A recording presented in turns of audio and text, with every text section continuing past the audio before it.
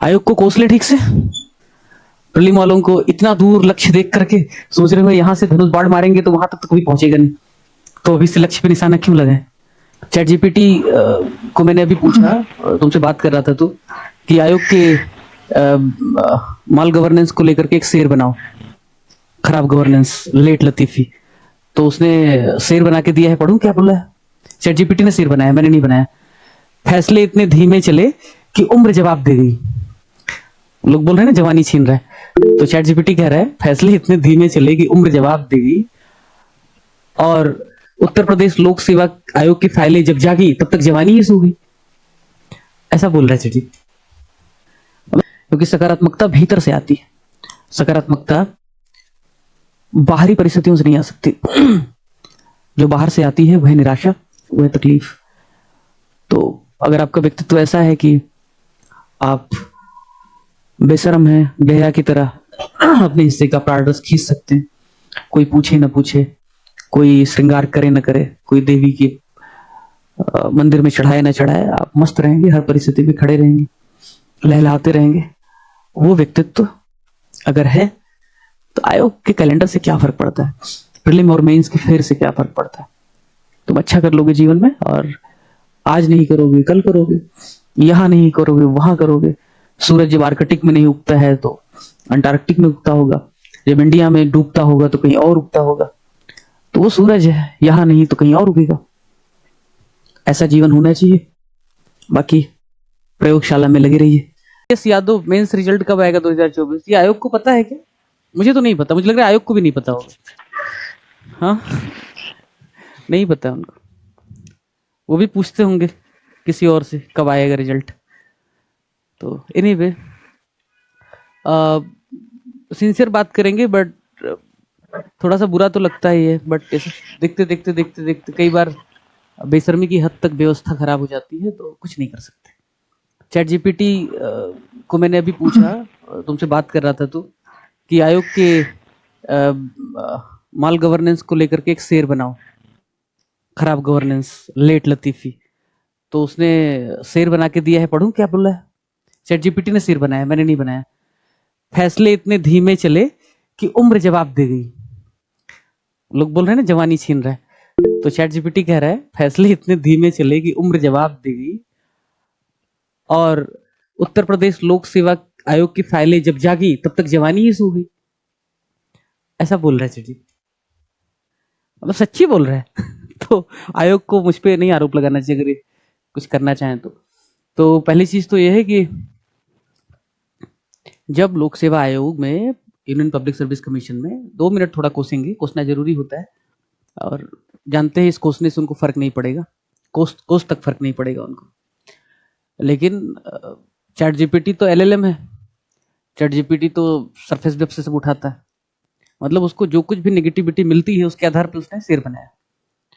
तो स्थिति ये है कि आयोग के बारे में नेगेटिविटी भर भर के, और आयोग को ये नहीं समझता कि जब लोक सेवा आयोग में बात चल रही कि भाई साल भर में 2 बार पर्चा रख लेते हैं प्रीलिम का, ताकि लोगों के पास जो 5-6 अटेम्प्ट मिलते हैं, 6 अटेम्प्ट जो मिलते हैं उसमें उनके 6 साल 8 साल ना चले जाए। 22 की समय उम्र में, 23 की समय में, 24 की उम्र में तैयारी कोई करना शुरू करता है तो 27-28 तक फारिग हो जाए। हमारे यहाँ कुछ डॉक्टर्स, कुछ आईआईटीएन काम करते हैं। अब बुरा इस बात का लगता है कि आईआईटी से पढ़ के भी 5 साल हो गए, उधर उनकी एम्प्लॉयबिलिटी कंप्रोमाइज हो गई, एमबीबीएस एमडी करके भी हो गया इतना लंबा समय, उधर भी अब वो किसी काम के रहे नहीं, दोबारा उनको खुद को पॉलिश करना पड़ेगा।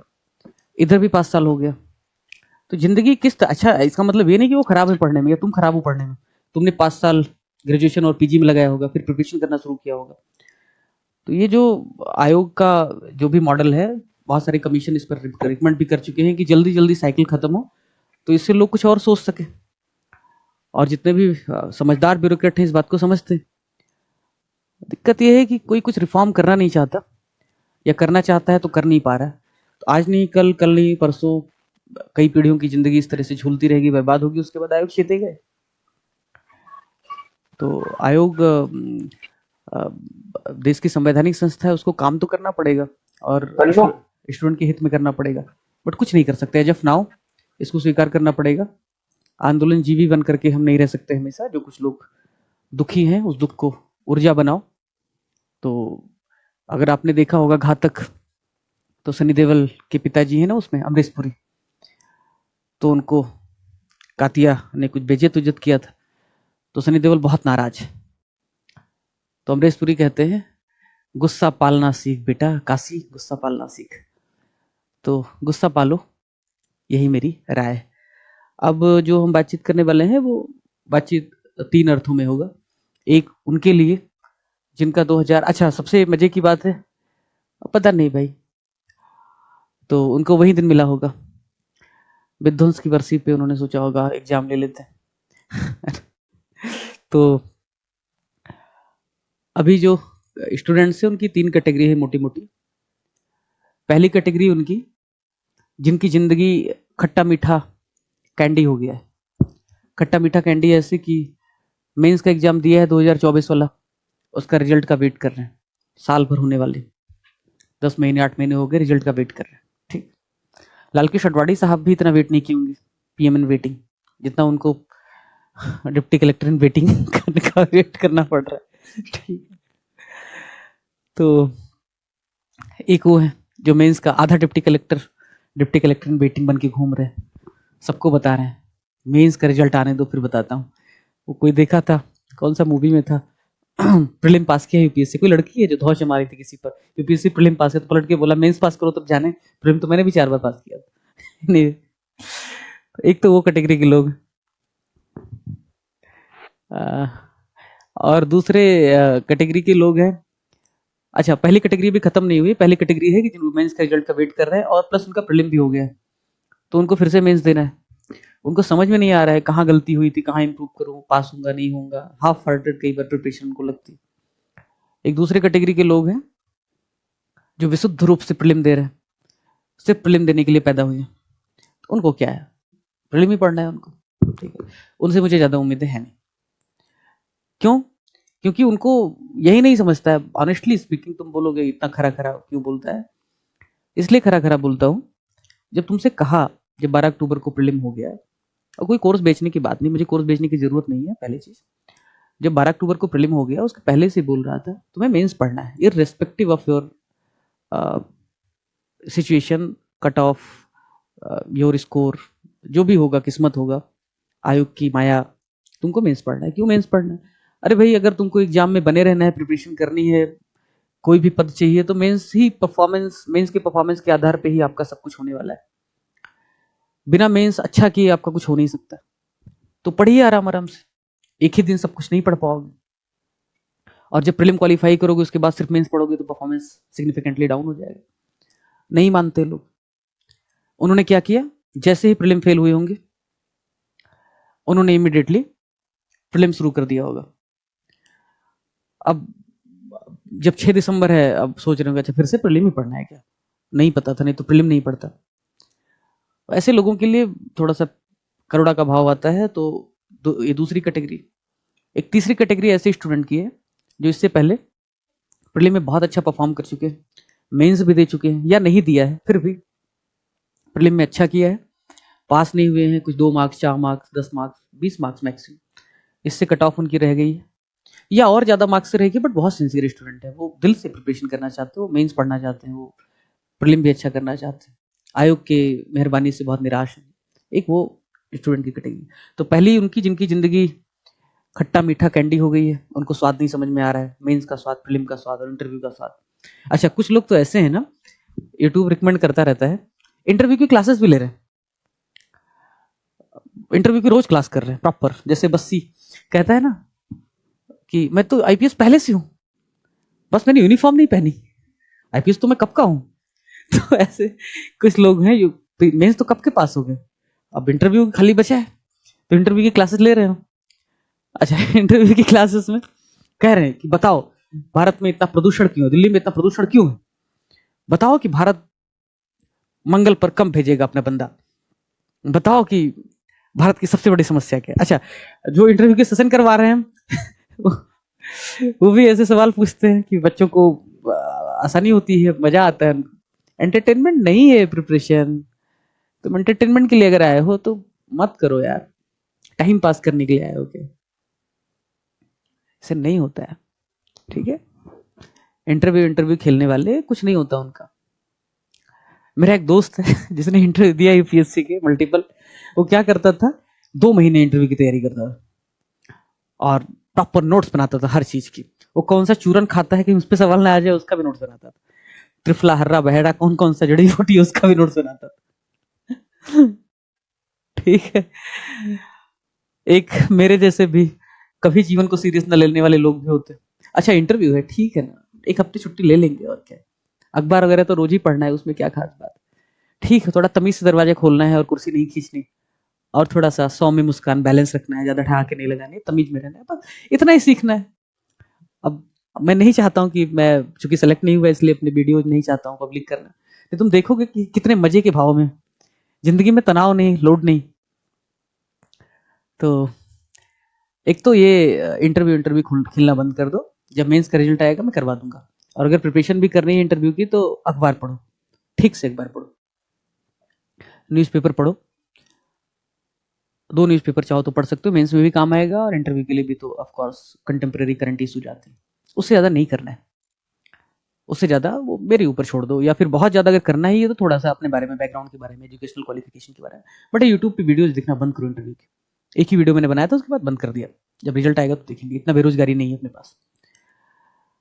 तीनों के बारे में बात करते हैं, बट फिलहाल के लिए अगर तुम्हारी उम्र हो चुकी है, अच्छी खासी उम्र हो चुकी है, जिसको तुम अच्छी खासी उम्र मानते हो, उस टाइप के नहीं हो कि 28 रनिंग, 30 रनिंग।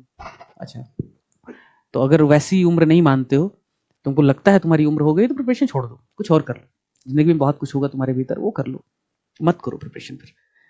काहे को जिंदगी खराब करनी, अननेसेसरी मत करो कुछ भी।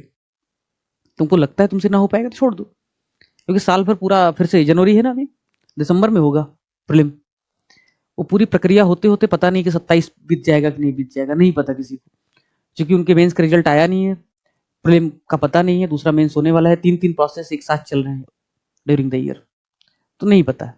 आयोग के भरोसे मत बैठो, अपनी जिंदगी का फैसला कर लो। अगर तुम लड़की हो तो अपनी सोशियो इकोनॉमिक और फैमिली बैकग्राउंड और अपने रेजिलियंस के हिसाब से, तुम में जितनी ताकत है, कुवत है, उसके हिसाब से डिसीजन ले लो। एक अच्छा सा लड़का, अमीर लड़का देख करके शादी कर लो और फिर पढ़ाई करो। लड़कियां जैसे कहती है ना कि पापा बोले हैं कि अब तुम्हारी शादी कर दूंगी, लड़का बहुत सपोर्टिव है, फिर जाके वहां पढ़ना। तो लड़कियों को ही पता है फिर वहां जाके कितनी पढ़ाई होती। ठीक है, तो अगर तुम वैसी, I am not that type of girl वाली हो, मैं ऐसी लड़की नहीं हूँ, हाँ? मैं पापा की परी हूँ, तो साल 2 साल पापा की परी के नाम पे निकाल सकती हूँ, प्रॉब्लम नहीं।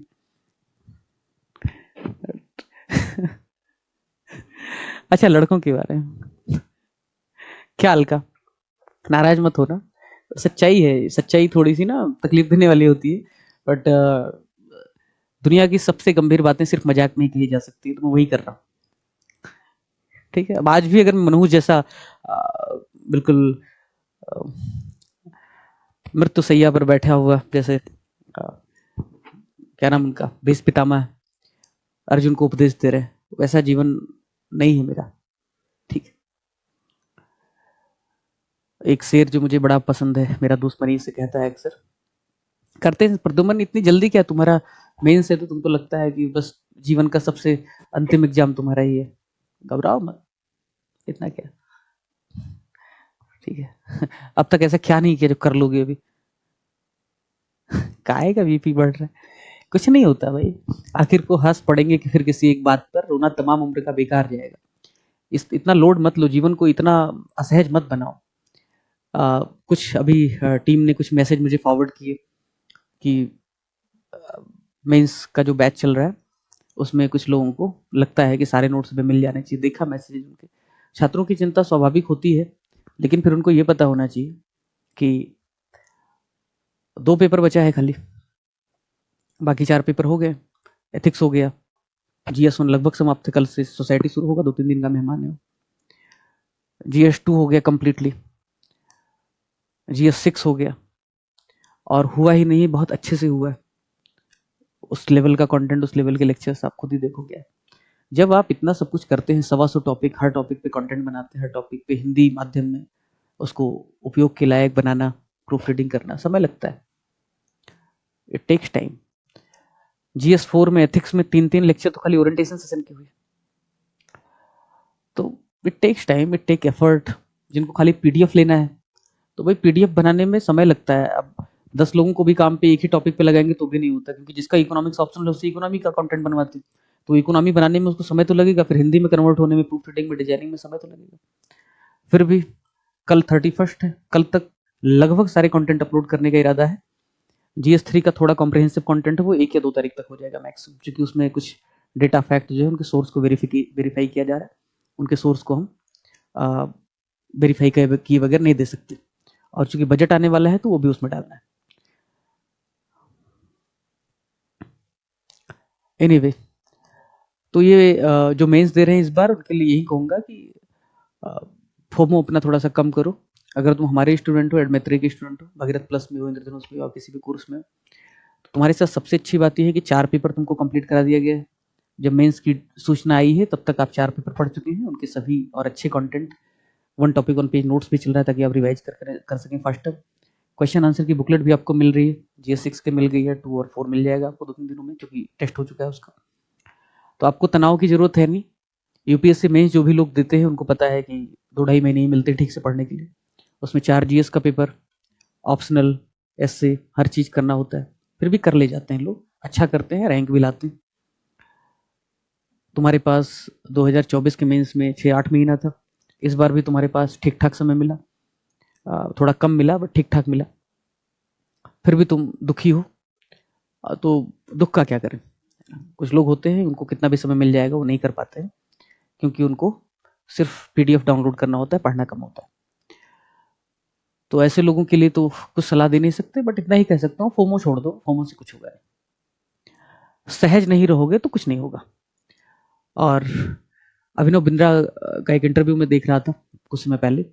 अभिनव बिंद्रा कहते हैं कि जब वो सिडनी में गए थे पार्टिसिपेट करने के ओलंपिक में, उस समय अपने करियर के सबसे पीक पे थे। उनको लगता था गोल्ड ही आएगा, क्योंकि वो जिस एक्यूरेसी के साथ हिट करते थे वो दुनिया में कोई नहीं कर पा रहा था उस वक्त। अभिनव बिंद्रा कहते हैं इतना सब कुछ ठीक था, बट जब मैं शूटिंग कर रहा था वहाँ पे ओलंपिक में, तो सिडनी या मेलबर्न जो भी हुआ था, जहाँ भी हुआ था, तो मैंने अपने जीवन का सबसे खराब परफॉर्मेंस दिया वहाँ पे, सबसे बोगस परफॉर्मेंस दिया। और उसके पीछे कारण जो एक्सप्लोर करते हैं, कहते हैं सब कुछ अच्छा किया था, बट ये नहीं सोचा था कि नर्व कंट्रोल कैसे करना है। जहां वो खड़े हुए थे वहां की जमीन जो थी वो थोड़ी हिल रही थी थोड़ा सा, तो उनको ये नहीं समझा कि अगर ऐसी स्थिति, ऐसी सिचुएशन आ गई तो भी अपने आप को कैसे काम रखना है, कैसे कंट्रोल में रखना है, ताकि मैं अपना बेस्ट परफॉर्मेंस दे सकूं despite the external circumstances, negative circumstances. उन्होंने कहा, उसके बाद उन्होंने घर लौट करके, चूंकि बड़े आदमी थे, बिजनेसमैन के बेटे थे, तो उन्होंने अपने घर में ही एक ऐसा सेट बनवाया है जिसमें इस तरीके से टाइल हिल रही थी। और उन्होंने कहा ऐसी सिचुएशन में मैं खुद की कंट्रोल करके, काम रख के, बहुत ही सहजता के साथ शूट करता था। और फिर बीजिंग ओलंपिक में पहला इंडिविजुअल मेडल आया, गोल्ड मेडल आया भारत का, आपको पता है। तो सहजता एक ऐसी चीज है। और अब वही बात है ना कि अब नहीं मिले कुछ और नंबर, 4 नंबर, कि भाई मैं दिखाऊं कि देखो मैं इसलिए सेलेक्ट हुआ क्योंकि मैं च्यवनप्राश का सेवन करता था, वो भी दुनिया का एकमात्र च्यवनप्राश, तो वो तो नहीं दिखा सकता। बट सहजता मेरे जीवन में ठीक ठाक रही है, लोड नहीं लेता, नहीं लेता तो नहीं लेता, वही तुमको दे सकता हूं। सहज नहीं रहोगे तो नहीं कर पाओगे परफॉर्मेंस। तो करना यह है कि स्मार्टनेस जो हम क्लास में सीखते हैं रोज, उसको ध्यान में रखते हुए कंटेंट को ठीक से पढ़ना है। उन पे जो brain storming, mental brain storming हो या राइटिंग में हो, वो करना है, रिवीजन करना है, और कोशिश करनी है कि किस तरह से आप औरों से कुछ एज ले सके, डेटा के माध्यम से, वैल्यूडेशन के माध्यम से, थोड़ा सा प्रेजेंटेशन के माध्यम से, आर्गुमेंट के माध्यम से, वो करते रहना है। बाकी किस्मत पे छोड़ देना है। सब्जेक्टिव मामला है, बहुत अच्छा करोगे तो भी सेलेक्ट हो जाओ, गारंटी नहीं, क्योंकि सारे पेपर में बहुत अच्छा करोगे इसकी संभावना नहीं होती। कंपैरेटिव गेम है, आपको कुछ पेपर में खराब होगा, कुछ पेपर में बहुत अच्छा होगा, कुछ पेपर में थोड़ा कम अच्छा होगा। तो उस तनाव से जब तुम मुक्त हो जाओगे, रोज तुम नंबर नहीं जोड़ोगे, इसमें 100 आ रहा है, 110 आ रहा है, इसमें 115 आ रहा है, इस तरीके की भावना जब छूट जाएगी, जब सिर्फ प्रैक्टिस करोगे, कल से बेहतर आज, आज से बेहतर कल, इस तरह से करोगे, तब ज्यादा बेहतर परफॉर्म कर पाओगे। तो ये जो मेंस दे रहे हैं उनके लिए है। बाकी जो भी कैपेसिटी बिल्डिंग में रिसोर्स है, कंटेंट है, कर सकते हैं, कर ही रहे हैं, और जितना बेहतर कर सकते हैं कर रहे हैं। कंटेंट आपका कल तक, कल परसों तक सारा अपलोड हो रहा है। और जो पेपर GS3 बचेगा उसके लेक्चर्स होते रहेंगे, बजट वगैरह है तो उनको इंक्लूड करना पड़ेगा। बाकी पेपर 4 तब तक रिवाइज कर लो। अब उनकी बात करेंगे जिनका प्रीलिम नहीं हुआ है इस बार और मेंस 2024 दे के रखे हैं, 6 दिसंबर को फिर प्रीलिम देने वाले हैं। उनके लिए शॉर्ट में इतनी ही बात कि फिर से तुम मेंस पढ़ो, 6 दिसंबर को तुम्हारा प्रीलिम है, तो प्रीलिम तो भूल ही जाओ, अभी कोई मतलब नहीं है अभी प्रीलिम का, क्योंकि जो इकोनॉमी प्रीलिम में पूछेगा तो मेंस के हिसाब से पढ़ो, डेटा फैक्ट और मेंस के काम की चीजें आपको सब बजट सर्वे से मिल ही जाएंगी। तो फिर से मेंस पढ़ो। प्रीलिम के लिए जिस विषय में एक गूगल फॉर्म डाला था उसमें बताया था कि प्रीलिम में देखो कौन से विषय में कॉन्सेप्चुअल या फैक्चुअल या सिली मिस्टेक किस प्रकार की गलती हुई थी उसको आइडेंटिफाई करो और उस पर्टिकुलर टॉपिक पे ज्यादा फोकस करो, उस पर्टिकुलर सब्जेक्ट पे ज्यादा फोकस करो, और बाकी समय आप प्रैक्टिस करो, मेंस को और बेहतर बनाओ। क्योंकि आप एक बार मेंस दे चुके हो, अच्छा गया बुरा गया, रिस्पेक्टिव ऑफ दैट आपकी स्थिति ऐसी है कि आप अगली बार फिर से मेंस दोगे, तो अगली बार आप फिर से अगर मेंस दोगे तो जो गलती आपने की है पिछले मेंस में वो गलती मत करो। अगर आप नायब तहसीलदार बनते हैं तो अगली बार अच्छी रैंक है, आप डिप्टी कलेक्टर बने, DSP बने। तो मेंस पढ़ना है, प्रीलिम में जहां गलती हुई है उसे देखना है। इंटरव्यू के लिए खाली इतना ही कहूंगा, न्यूज़पेपर पढ़ते रहना है, न्यूज़पेपर बहुत जरूरी है, न्यूज़पेपर के बगैर काम नहीं चलेगा। क्योंकि जो इंटरव्यूअर होता है, इंटरव्यूअर भी 2-3 प्रकार के ही सवाल पूछ सकता है। एक तो आपके बारे में, क्योंकि यूपीपीसीएस में डैप सिस्टम नहीं है, आपके बारे में जानकारियां उसके पास नहीं मौजूद होती हैं, आपसे ही पूछ करके आपकी ही जानकारी को आधार बना करके आपसे सवाल पूछता है। जैसे आपका एकेडमिक क्वालिफिकेशन, एकेडमिक बैकग्राउंड, आप कहाँ से आते हैं, इस तरीके की बेसिक बेसिक जानकारी से सवाल पूछता है। तो उसकी आप तैयारी कर लेंगे। मैं आपको एक डैफ दूंगा यूपीएससी टाइप का, फिर उस पर आपको क्वेश्चनर दूंगा इंडिविजुअली, 1-to-1 सेशन होगा, कुछ ऑफिसर्स को बैठा लेंगे, थोड़ा सा अच्छा माहौल रहेगा और वैसा इंटरव्यू कर लेंगे जब आपका मेंस हो जाएगा। तो बाकी लोगों के लिए सुविधा नहीं है क्योंकि बेरोजगारी इतनी नहीं है कि उनके साथ इंटरव्यू खिलाया जाए, लेकिन अखबार पढ़ते रहो, करंट अफेयर उनका एक जरिया होता है। एक तीसरे टाइप का सवाल साइकोलॉजिकल होता है, common sense presence of mind का, जिसके बारे में आप कुछ नहीं कर सकते, आपका सेंस ऑफ ह्यूमर अच्छा है उस दिन, तनाव में नहीं हो, दबाव में नहीं हो, तो उसका आंसर अच्छा करोगे, नहीं तो नहीं कर पाओगे आप।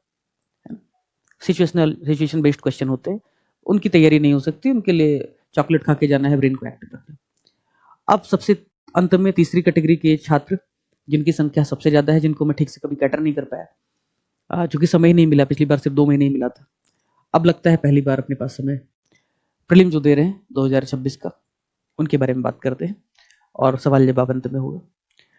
तीसरे प्रकार के जो छात्र हैं उनकी संख्या सबसे ज्यादा है, जवानी सबसे ज्यादा उन्हीं की बर्बाद होती है, ठीक है, क्योंकि 2 साल 3 साल लग जाते हैं कई बार प्रीलिम क्वालिफाई करने में लोगों को, कई बार पहले अटेम्प्ट में हो जाता है प्रीलिम, तो मेंस नहीं होता है या फिर फाइनल हो जाता है, कुछ लोगों का अच्छा बैकग्राउंड होता है, किस्मत अच्छी होती है। तो जिनका प्रीलिम होने वाला है 2026 का, उनके लिए मेरी जो आदर्श सलाह है, आइडियली जो मैं सोच सकता हूँ अपनी क्षमता के अनुसार, अपने अनुभव के हिसाब से, वो ये है कि भाई प्रीलिम तो पढ़ना है, प्रीलिम पढ़ने से मना नहीं कर रहा, लेकिन नमक स्वादानुसार प्रपोर्शनेट काम करना है। अगर आपका पहला ही प्रीलिम का अटेम्प्ट है तो आप 50% टाइम दे दो प्रीलिम के लिए।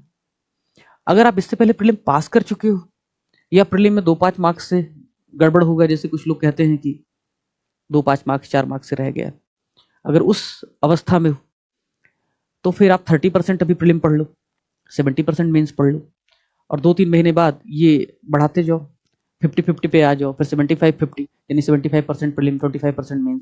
और जब 2 महीने 3 महीने बचे आपके प्रीलिम को, तो 100% प्रीलिम के लिए आप डेडिकेट कर दीजिए खुद को। लेकिन ऐसा नहीं चलेगा कि 100% आप प्रीलिम पढ़ रहे हैं। 100% प्रीलिम पढ़ने वाला अंतिम रूप से सफल नहीं होगा। मैं मजाक नहीं कर रहा हूँ, exception is not the rule. 2-5%, 10% की बात नहीं कर रहा हूँ। जैसे हमारी एक स्टूडेंट थी, अभी तो बात नहीं हुई काफी समय से, उसको जब भी मैं बोलता था तुम्हारी हिंदी भी तो अच्छी है, हिंदी में निबंध लिख लो यूपीपीसीएस में, ऑप्शन है तो निबंध में नंबर अच्छे आते हैं हिंदी में, बाकी अंग्रेजी में लिख लो, क्या दिक्कत है। पलट करके मुझे एक ही सवाल पूछते थे, वो फलाने भैया है, मैं उनको जानती हूँ, उनके निबंध में सर 100 मार्क्स आ गए थे, अंग्रेजी माध्यम से लिखा था। तो मैंने कहा फलाने भैया जैसे कितने लोग हैं? अब मतलब बकवास बात है ना। अब मैं बोलूं मेरे अंग्रेजी माध्यम में भी निबंध में अच्छे आए, हिंदी में भी अच्छे आए, तो इसका मतलब मैं दुनिया का सबसे महान व्यक्ति नहीं भाई। वो मेरी पट्टी इंडिविजुअल मजबूती को आप रूल नॉर्म्स क्यों बनाते हैं, क्यों आप उस चक्कर में बर्बाद कर रहे हैं खुद को? वो नहीं करना है। जनरल प्रिंसिपल हम फॉलो करते हैं जीवन में, जनरल जो रूल है उसे फॉलो करते हैं, इसी को कॉमन सेंस कहते हैं। Common sense special sense specific sense नहीं होता है। एग्जाम हॉल में 100 बार तुमको बोला है, 1000 बार बोला होगा, चिल्ला चिल्ला के बोला है, अननेसेसरी डाउट नहीं करना है, नेगेटिविटी नहीं फैलानी है। कोई क्वेश्चन के बारे में आपकी जानकारी और आपकी समझ के हिसाब से एक आंसर आपको ठीक लग रहा है, फिर पीएचडी नहीं करनी वहां पे। बट मुझे लग रहा है मेरा वो सिक्स सेंस ये कह रहा है, पर मैंने ये यहाँ देख लिया था तो ये, अरे भाई वो करते हो, नेगेटिविटी करते हो तो गलत होता है, क्योंकि पेपर सेटर उतना नहीं सोचता है। किसी भी ऑप्शन को गलत कराने के लिए पेपर सेटर को गूगल करना पड़ेगा, वेरीफाई करना पड़ेगा, नहीं तो कोर्ट केस हो जाएगा। तो सामान्यतः वो कोशिश करता है कि अनडिस्प्यूटेड क्वेश्चन हो, सकारात्मक स्टेटमेंट, सकारात्मक सवाल और उनका आंसर यस में हो। इसीलिए जो हमने कथन का सही कारण वाला वीडियो बनाया था, R&A वाला जो असर्शन रीजनिंग वाला सवाल है, उसमें पिछले 10 सालों के पेपर को उठा करके देखा। वो वीडियो पड़ा हुआ है यूट्यूब पे, देखो प्रॉपर। उस पर हफ्ते भर काम किया था हमारे टीम मेंबर ने कि 10 सालों का जो पेपर है उसमें जो पैटर्न है असर्शन और रीजनिंग का, 48% सवाल पहली स्टेटमेंट सही है उस वाले आते हैं, ए और आर दोनों सही और जस्टिफिकेशन भी सही, व्याख्या भी करता है। 48%। और 48% कोई तुक्का नहीं है, 10 सालों का निचोड़ है। एक आध साल कभी कुछ थोड़ा इधर उधर हो जाए बात अलग है, बट आपको कुछ नहीं आता और आपको ए और बी ऑप्शन में कंफ्यूजन है, तो आपको ए के साथ जाना चाहिए, क्योंकि वो ट्रेंड के हिसाब से। आपको गांधी, कोई एक आर्टिकल आया, कोई किताब आया और उसमें लिखा है गांधी, और दूसरा एक नाम ऐसा जिसके बारे में आप जानते ही नहीं हो, तो आप गांधी को मार्क करोगे या उसको मार्क करोगे? क्योंकि जो ज्यादा पब्लिक नोन, वेल नोन है, पेपर सेटर को भी वही पता होगा, उसको आप मार्क करोगे ना, भले वो गलत हो जाए। तो कॉमन सेंस एक ऐसी चीज है जो आपको अपने प्रिपरेशन में भी, अपनी तैयारी में, जीवन में हर जगह इस्तेमाल करनी है। समझ रहे हो? तो जब ये आप कर रहे हो तो आपको कई बातों का ध्यान रखना है। पहला तो ये कि भाई मेंस से ही एग्जाम निकलेगा, एक्स्ट्राऑर्डिनरी कोई होगा प्रीलिम के बाद, रिजल्ट आने के बाद, कैलेंडर आने के बाद, तारीख आने के बाद 2 महीने में भी वो टॉप कर जाएगा, वो एक्स्ट्राऑर्डिनरी है ना, वो सुपरमैन है, रजनीकांत, सर रजनी है। तुम नहीं हो ना। अगर तुम खुद को मानते हो तो तुम बेवकूफ हो, क्योंकि जो होते हैं एक्चुअली वो नहीं मानते। ठीक है ना? सुपर ह्यूमन नहीं हो। तो सुपर ह्यूमन नहीं हो तो सामान्य ह्यूमन जैसे बर्ताव करो, कि पढ़ो ठीक से। अभी जनवरी खत्म हो गया, आज शहीदी दिवस है, प्रण ले लो महात्मा गांधी जी की आज श्रद्धांजलि देते हुए, कि उनके बताए गए रास्तों पर कि सफलता का जीवन का शॉर्टकट नहीं होता, सत्य अहिंसा का पालन करना कठिन है, इसलिए डिसिप्लिन में रहना, मेहनत करना कठिन है, नैतिक बने रहना, किसी चमत्कार की उम्मीद न करना, न करते हुए पढ़ते रहना कठिन है, पर करना पड़ेगा, रोज करना पड़ेगा। विराट कोहली रोज वही ब्रोकोली, रोज वही उबली हुई सब्जियां, रोज वही खाना खाता है, क्योंकि उसको फिट रहना है। कठिन है वो रास्ता, मोनोटनस है, उबाऊ है, पर करना पड़ता है। मेरे लिए कितना बोरिंग है, मैं टीम मेंबर से कहता भी हूँ कि भाई रोज मुझसे बकर करवाते हो, भले मैं उस बकर के लिए 4-4, 5-5 घंटे पढ़ता हूँ उस टॉपिक के लिए, लेकिन ग्राउंड वाटर रिचार्ज नहीं हो पा रहा है। ऐसे लग रहा है जैसे मेरी चेतना मुरझा रही है, धीरे धीरे धीरे उसमें पानी कम हो रहा है। वही IR में पढ़ा रहा हूँ, कितना भी मैं पढ़ लूँ ऐसे लग रहा है मैं कुछ बहुत नया नहीं दे पा रहा हूँ। तो कुछ ऐसा करो कि कुछ टॉपिक औरों को भी दो। इसलिए इस बार देखा होगा बहुत सारी diversity, Supriya madam, Yunis sir, doctor Anil, बहुत सारे लोगों को हमने क्लासेस दी। इसलिए क्लासेस दी ताकि सब कोई न्याय कर पाए ना, विषय के साथ, टॉपिक के साथ। हर कोई कुछ कुछ टॉपिक रहेंगे तो ज्यादा पढ़ेगा, ज्यादा 4 घंटे की जगह 6 घंटे पढ़ पाएंगे।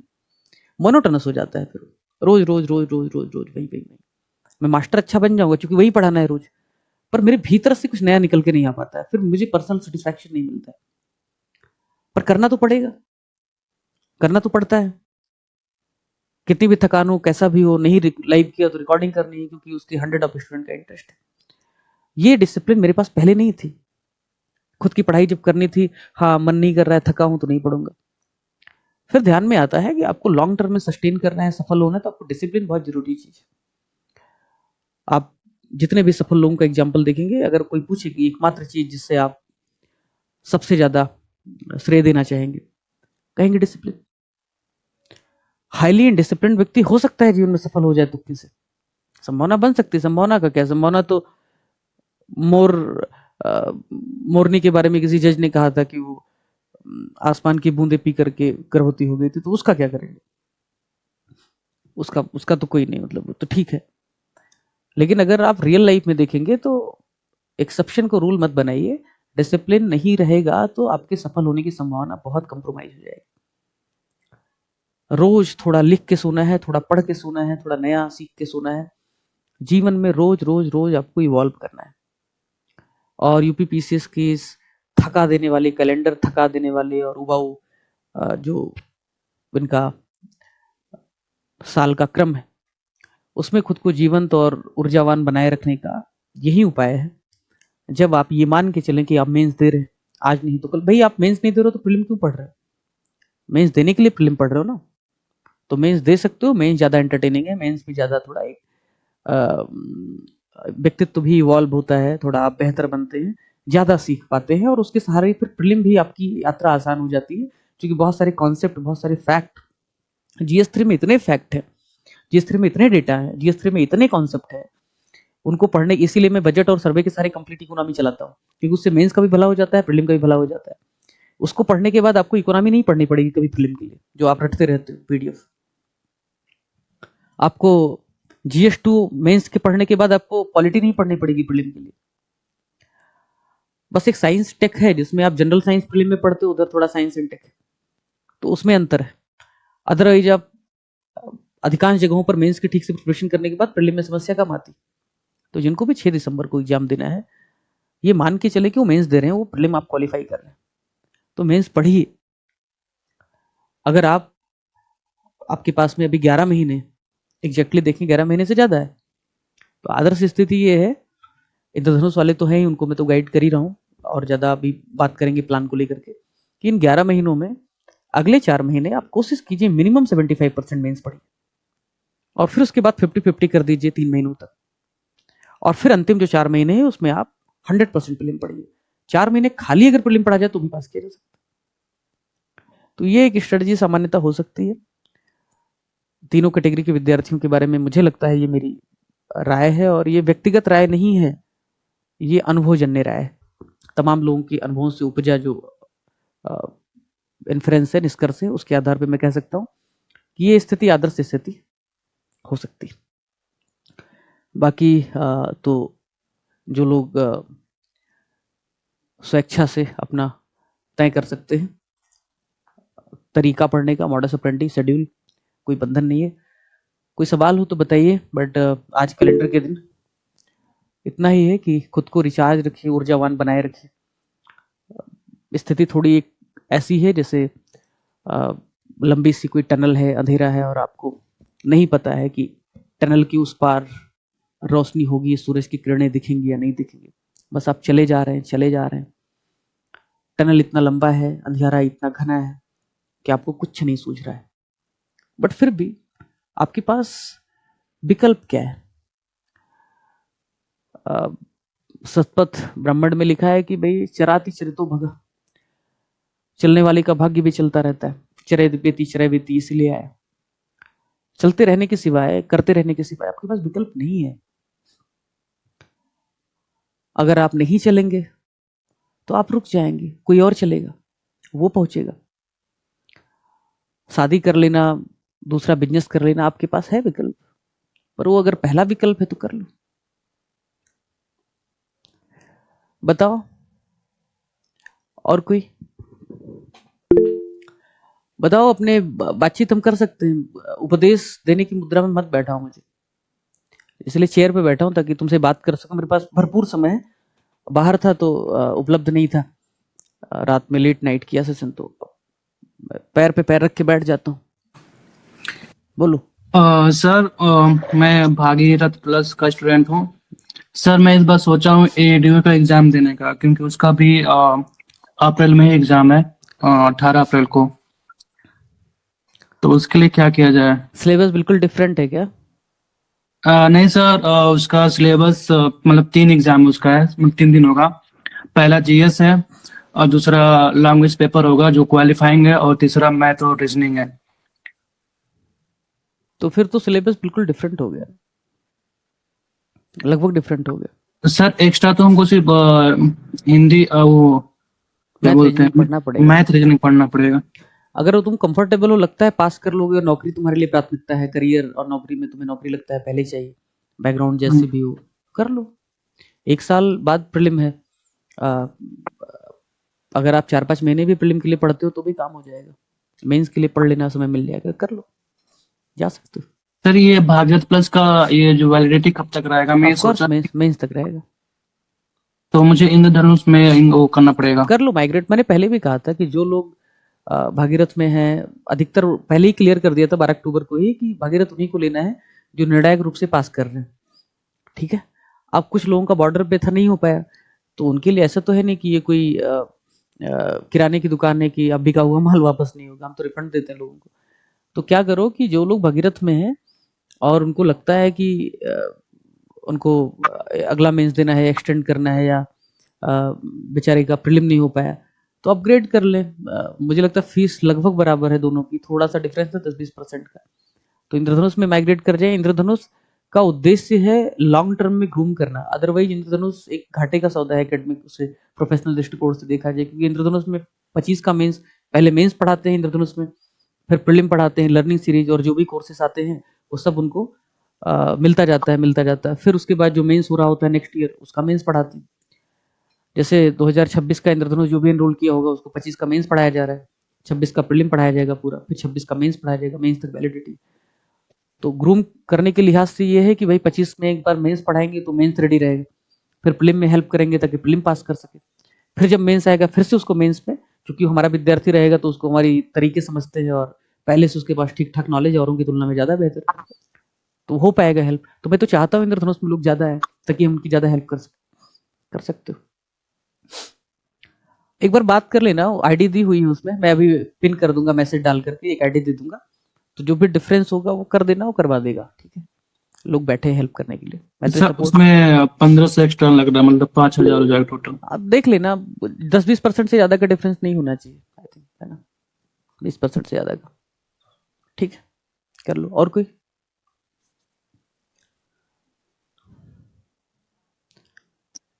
सर सर जैसे आंसर राइटिंग करते हैं तो सर वो डेटा है, कमेटी की रिकमेंडेशन है, वो सब याद नहीं आती है, याद आती है तो पूरा आंसर लिख देते हैं, उसके बाद याद आती है, तो सर कैसे करें? और पिछली बार जब मैंने दिया था तो क्या है, 1-2 में क्वेश्चन भी छूट गया था, आपकी बार भी देना है। तो सर लिखता हूँ, याद रहता है, मतलब बेसिक बेसिक पॉइंट याद आता है, कमेटी वगैरह याद भी आती है, तो पता चलता है बीच में याद आ रही है, पीछे भूल जाता है।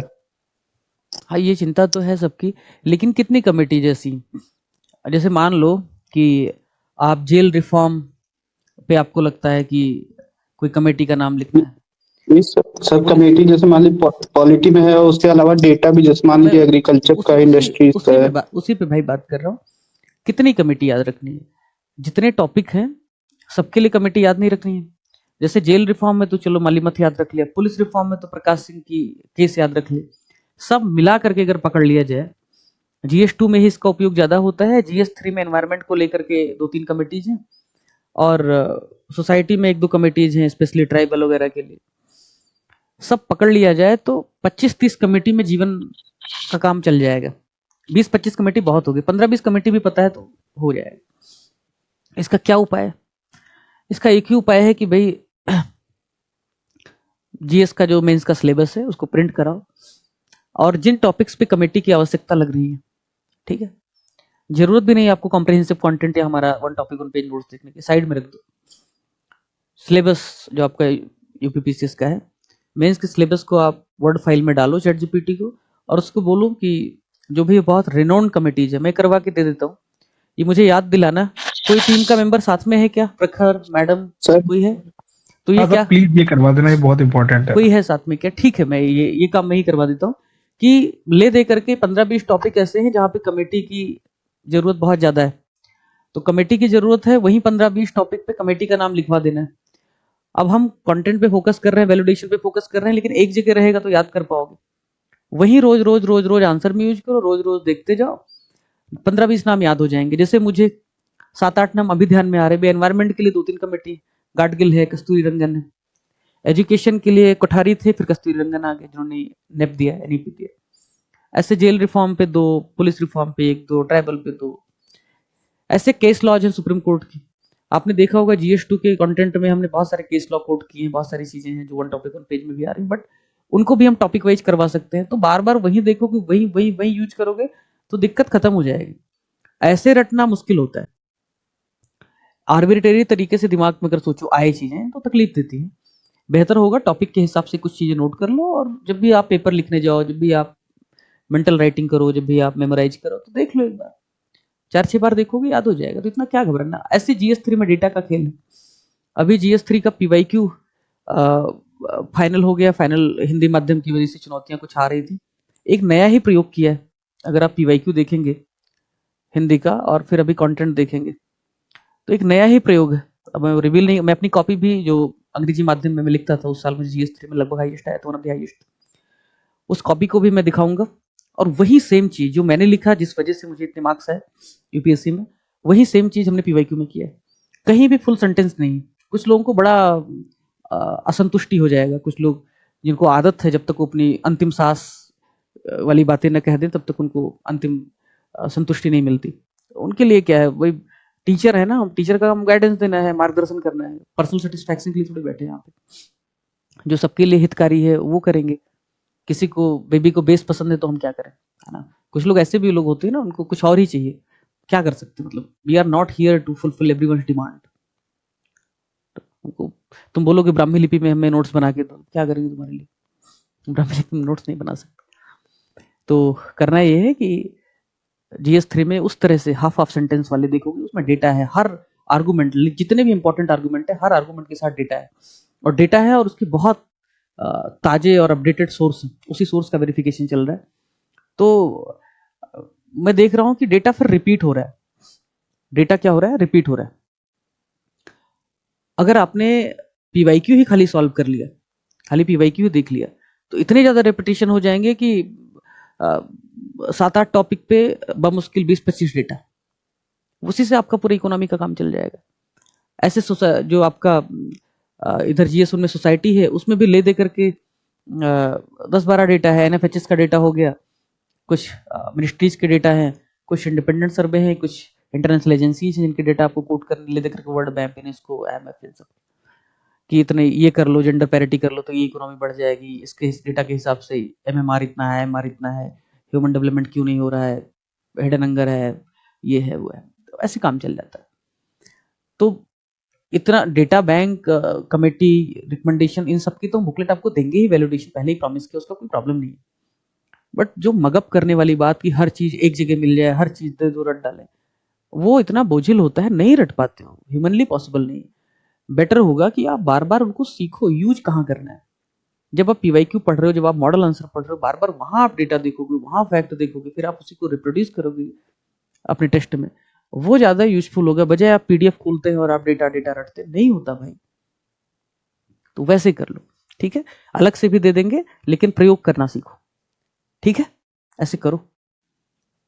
GS3 के PYQ को देखोगे तो डेटा वगैरह का काम वहां प्रॉब्लम सॉल्व हो जाएगा, बाकी हम दे देंगे अलग से।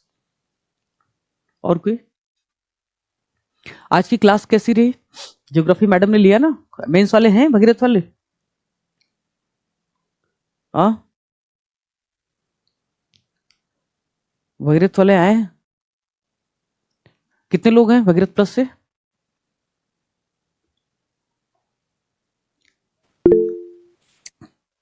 सर मैं हूँ। और कोई? आप थे क्लास में मैडम की? ज्योग्राफी शुरू किया उन्होंने? जी सर। कैसा रहा पहला सेशन? सर बहुत अच्छा रहा। तो ज्योग्राफी उनको ग्रीन सिग्नल दें, क्योंकि आज ही उन्होंने शुरू किया। फॉरेस्ट का इंटरव्यू दिया है तो थोड़ा कंफर्टेबल है उसमें, ठीक है। और किसी का कोई बातचीत? प्रीलिम वाले जो ज्यादा चिंतित होंगे वो पूछें सवाल या शेयर करें, कोई अपनी चिंता हो तो। सर मेरा क्वेश्चन है, हम्म। सर इसमें अभी इन दिनों 2026 का बैच चल रहा है और 10-15 दिन में सब क्वेश्चन अभी खत्म हो जाएंगे, मतलब कोर्स खत्म हो जाएगा। हाँ, कोर्स तो अपनी उसके समाप्ति बाद के जो चरण पे। आगे हाँ सर, आवाज सर क्लियर आ रही है हमारी? हाँ भाई, ये सारे बोलो।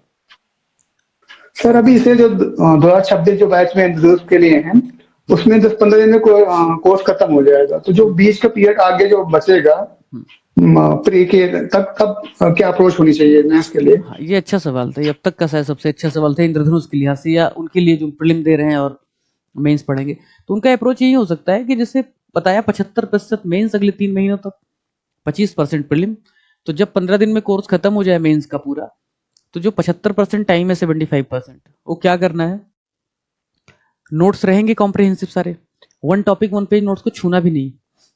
मैं फिर से कह रहा हूं, जिनको इस बार मेंस नहीं देना है 1 टॉपिक 1 पेज नोट्स ना छुए, समझ पहले विकसित कर लो। तो करना क्या है कि भाई कंटेंट उठाना है, कंटेंट एक बार देखना है, पढ़ना है, इंपॉर्टेंट चीजें लगेंगी हाईलाइट कर लेना है। फिर वीडियो लेक्चर रिकॉर्डेड है, जो लाइव लेक्चर में सबकी रिकॉर्डिंग अवेलेबल, रिकॉर्डिंग लगानी है 1.5 की स्पीड, 1.25, जो भी आपको कंफर्टेबल लगता है। एक बार अगर देख चुके हो तो दोबारा बोर होता है ना आदमी देखने में, लगाना है। देख सकते हो तो देखो, एक्टिव लर्निंग हो जाएगी। जहां जहां डेफिसिट लग रहा है, मान लो कि आपको, उदाहरण के तौर पर मैंने इंटरनेशनल रिलेशन में पढ़ाया आपको इंडिया एंड वेस्ट एशिया। अब वैसे तो मैंने कोशिश की है कि स्पेसिफिक टॉपिक पे वीडियो अपलोड करूं, ईरान का अलग, यूएई का अलग, इस तरह से ब्रिक्स का अलग। बट मान लो कोई दूसरा कंटेंट अगर पकड़ लो, एग्जांपल के लिए क्या पकड़ो, GS6 चलो पकड़ लो। GS6 में मान लो इंडस्ट्रियल डेवलपमेंट को लेकर के, एमएसएमई को लेकर के आपको चिंता है कि भाई एमएसएमई का डेवलपमेंट यूपी में क्यों नहीं हो रहा है, क्या प्रयास किए जा सकते हैं, कैसे क्या किया जा सकता है। तो जब आप कंटेंट देखोगे, कॉम्प्रिहेंसिव जो कंटेंट है, तो कंटेंट में सबसे पहले इंडेक्स है। अपने मेंस के कंटेंट में सबसे पहले इंडेक्स दिया होता है, पीवाईक्यू एंड इंडेक्स। इंडेक्स में देखोगे कौन कौन से पॉइंट्स आपको आते हैं, कौन कौन से पॉइंट्स में आपको प्रॉब्लम है, जो आपको समझ में नहीं आ रहा है, खुद से टीचर की जरूरत है। तो जो पॉइंट आपको आते हैं, एक अप्रोक्सीमेट कि 10 पॉइंट का कंटेंट है, आपको 7वें पॉइंट में प्रॉब्लम है, 8वें पॉइंट में प्रॉब्लम, लेक्चर है 1 घंटे का, तो उस हिसाब से डिवाइड कर लो। यानी एक हिस्से को 6 मिनट मिला है, यानी 40 मिनट 42 मिनट पे स्किप करके जाओ, और वो वाला हिस्सा 7 मिनट 8 मिनट का आप देख लो जहां आपको प्रॉब्लम लग रही है। इसका फायदा क्या होगा, आपका टाइम बचा, 1 घंटे आपको वीडियो नहीं देखना है, 7-8 मिनट देखना है। कंटेंट में जहां प्रॉब्लम आ रही है उतना ही देखना है, बाकी कंटेंट में दिक्कत नहीं, आपने पढ़ करके खुद से समझ लिया, टाइम भी आपका बच गया। एक और तरीका है समय कैसे बेहतर यूटिलाइज करें मेंस के लिए। हम सिर्फ नहाने छोड़ करके, स्नान छोड़ करके, बाकी सभी समय हमारे कान उपलब्ध रहते हैं सुनने के लिए। एक्टिव लर्निंग भले इससे ना हो, लेकिन पैसिव लर्निंग होती है मेरे लिए, मेरे जीवन में। अभी मेरा हेडफोन गायब हो गया, बड़ा दुखी हुआ मैं। उतना ही दुख हुआ जैसे गांधी जी का आजादी जब होने वाली थी, विभाजन, तो उनका घड़ी गायब हो गया था, किसी ने चुरा लिया था ट्रेन में, बहुत दुखी थे वो। और जब पहुंचे तो माउंटबेटन ने कहा, आप इतना दुखी क्यों हैं गांधी जी? तो उन्होंने बोला कि मेरा घड़ी किसी ने चोरी कर लिया। एनीवे, बाद में अलग बात है कि दूसरी दुख था उनका। तो कहा, एक इतना बड़ा नेता घड़ी के लिए क्यों दुखी? तो उन्होंने कहा, घड़ी के लिए दुखी नहीं हूँ, महात्मा गांधी को पूरा भारत जानता है, पूरी दुनिया जानती है। और जब मैं वहां पे बैठा हुआ था ट्रेन में, तो बगल वाले मुसाफिर को पता था ये महात्मा गांधी, फिर भी उसने मेरी घड़ी चोरी कर ली। इसका मतलब अब मेरा भरोसा, मेरा विश्वास कितना कम हो गया है लोगों में, मेरे सिद्धांतों में, सत्य हिंसा में लोगों को यकीन नहीं रहा। के मैं उस बात से ज्यादा दुखी हूँ, घड़ी से ज्यादा दुखी नहीं। घड़ी तो उस भरोसे का प्रतीक था जो चोर छीन ले गया। एनीवे, लेकिन वो हेडफोन की बात मैं बता रहा था कि वो मेरे साथ 2020 से, मैं यूपीएससी की प्रिपरेशन के पूरे दौरान वो हेडफोन मेरे साथ में रहा। मेंस के टाइम पे लाइब्रेरी से सवेरे 4-5 बजे घर आता था, तो मैं रैपिडो नहीं करता था जानबूझ करके, कुत्ते दौड़ाते थे फिर भी। क्यों? क्योंकि मुझे वो 20 मिनट जो मिलते थे, 25 मिनट, जितना भी दूरी तक तय करने में आधे घंटे लगते थे, पूरा समय मेरे हेडफोन होता था, मेरी ही रिकॉर्डिंग होती थी। कई बार जो मुझे नहीं समझ में आता था, कई बार कोई यूट्यूब का लेक्चर है, कई बार कहीं से और कुछ सुनने लायक है, तो वो चलता रहता था। आप भी ऐसा कर सकते हो कि कोई लेक्चर, कोई टॉपिक आपको नहीं समझ में आता है, मेंस का है, एप्लीकेशन पे सब कुछ अवेलेबल है, कोई आपको एडवर्टीजमेंट नहीं आएगा, कुछ नहीं आएगा। आप क्या करो, हेडफोन लो, ईयरबड्स मत लेना, हेडफोन लेना। ईयरबड्स से कान में तकलीफ होने लगती है लॉन्ग टर्म में, लगाना और सुनते रहना। आपकी एक हिसाब से प्रिपरेशन होती जाती है, तैयारी होती जाती है। कुछ चीजें नहीं सुनाई पड़ती है, लेकिन उसके बावजूद अटेंटिव थोड़ा रहोगे तो पढ़ाई हो जाती है। आप ट्रेवल कर रहे हो, ब्रश कर रहे हो, टॉयलेट में हो, सब्जी लेने जा रहे हो, रास्ते में गलबैया करके, भाई वो भी जरूरी है, लेकिन गलबैया करके गले में हाथ डाल करके, और आज दाल तू बनावा भात हम बनाई, आ, चला मंदिर में चले का, इस टाइप की बकवास गॉसिप से अच्छा है हेडफोन लगाओ, रसूलाबाद के घाट तक जाओ, चाय पियो दोस्तों के साथ, 2 मिनट वहां गप्पे हाको, हेडफोन को डाउन करो, बाय बाय किया और चले आए। कई फायदे इसके, आपका समय बचेगा, समय का सदुपयोग होगा, अटेंटिव रहोगे, अननेसेसरी गॉसिप नहीं करोगे, कॉन्फिडेंस आएगा, नकारात्मक चीजों से भी बचे रहोगे, है ना, क्योंकि सड़क पे चलते हो तो तमाम नकारात्मक चीजें आपको प्रभावित करती कि उसका जीवन कितना अच्छा है, मेरा जीवन कितना बोगस है ना। खुद को घाना और जाम्बिया के समझने लगते हो, उसी देश में सेकंड क्लास सिटीजन लगने लगते हो, है ना, कहते हो कैपिटलिज्म हर जगह, है ना, बस मैं ही सर्वहारा बचा हूँ, तो वो सब भी बचे रहोगे। ये भी एक पढ़ाई का तरीका है, पता नहीं कितने लोग करते हैं। मेरे जीवन में तो एक बड़ा हिस्सा प्रिपरेशन का यही है, ट्रेवल कर रहा हूँ, कुछ भी कर रहा हूँ तो भी चलता था, ऐसे कर सकता, लेकिन लेक्चर देखो, कंटेंट देखो, और तुम्हारे लिए इससे बेहतर क्या स्थिति है कि तुमने लाइव क्लास पढ़ी है, अभी तुम उसी की रिकॉर्डिंग देखोगे, कंटेंट पढ़ोगे, मेंस तुमसे बेहतर कोई नहीं होगा, तुम्हारी स्थिति बहुत बेहतर होगी। और भाई जिन लोगों ने, ऐसे कितने लोग हैं जिन्होंने 4 के चारों पेपर कर लिए, एथिक्स, GS2, GS6 और GS1, GS1 में सोसाइटी बचा होगा, कितने लोग हैं ऐसे, हैंड रेज कर सकते हैं? कितने लोग हैं जिन्होंने मेंस में चारों पेपर कवर कर लिए? कम संख्या है। अपने पास इतने स्टूडेंट्स हैं, कितने हैं? सब पकड़ करके सारे को अक्रॉस द कोर्सेज 1000 क्रॉस कर रहे हैं। सर हम थोड़ा लेट ज्वाइन किए थे। तो कितना कवर किया आपने? सब GS2 हो गया है, और जो रजिस्ट्रेशन आपने अपलोड किया था वो, और GS4। अच्छा, एथिक्स हो गया? हाँ, एथिक्स का हो गया, और मैं मतलब UPSC का साथ ही IAS का मैं करता हूँ, तो उसको भी मैंने तो किया। एथिक्स समझ में आया? जी सर, आपका क्लास पूरा देखे थे। अच्छा लग रहा है, समझ में आ रहा है ना वो टॉपिक? जी सर, बस मुझे वो कंट्रीब्यूशन वाला जो थिंकर वाला वो समझ में नहीं आया अभी मुझे। थिंकर वाले कंटेंट को रिवाइज किया है, उसमें कुछ इश्यूज आ गए थे, बहुत शॉर्ट हो गया था, कर लेंगे उसको। तो सर वो पार्ट को मैंने साथ ही IAS का एक है, तो वहां से कर लिया मैं। थिंकर वाले पे एक ही सेशन मेरा हो पाया, 2 तो उसमें शुभम सर वाला नहीं देखा क्या सेशन थिंकर वाला? शुभम सर वाला मैंने सिर्फ एटीट्यूड उनका वो देखा था, एप्टीट्यूड की एटीट्यूड था, वो पढ़ाए थे 2 घंटे थिंकर का। वाले में कॉम्प्रिहेंसिव कंटेंट भी करवा दिया है, और शुभम सर ने 2 सेशन लिए थे, उनका फिलोसफी ऑप्शनल था, 5 UPSC का मेंस और इंटरव्यू दिया, तो मुझे लगा वो ज्यादा न्याय कर पाएंगे, इसलिए मैंने एक ही सेशन लिया PYQ का उसका। ठीक है, तो समझ सर में आया एक, कुल मिलाकर के, कॉन्फिडेंस फील हो रहा है ना? जी सर, जी सर।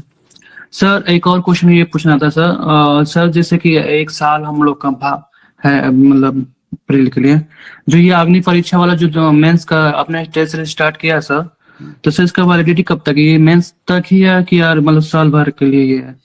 इसमें सामान्यतः उन्हीं लोगों ने एडमिशन लिया है जो अपनी भगीरथ मेंस दे रहे हैं इस बार 2025 का, तो उनके लिए फैसिलिटी है कि मेंस तक आप कभी भी कॉपी लिखो, कभी भी एवेलुएट करो, ऐसा है उसमें।